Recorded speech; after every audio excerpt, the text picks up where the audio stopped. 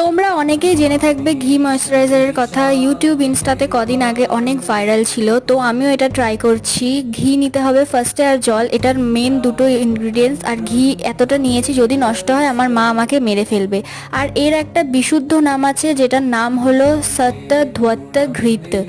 এটা আমি ইউটিউব ঘেটে পেয়েছি, এটা আমি নিজেও জানতাম না। তো যাই হোক, এটাতে জল কিন্তু কনসিস্টেন্ট দিয়ে যেতেই হবে, মানে জল দিতে হবে, আবার এটাকে ভালো করে ঘোরাতে হবে, দেন জল আবার ফেলে দিতে হবে, এরকমভাবে দিয়ে যেতে হবে।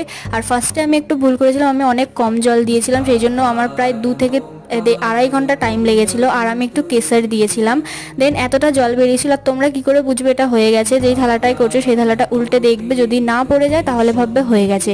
তারপরে একটা খালি কন্টেনারে এটাকে ভরে নেবে, তারপরে এটাকে স্টোর করে রেখে দেবে ফ্রিজে। এখন যেহেতু ঠান্ডা চলে যাচ্ছে আস্তে আস্তে, তাই ফ্রিজেই রেখে দিও, ভালো থাকবে। আর এটার রিভিউ আমি কদিন বাদে দিয়ে দেবো।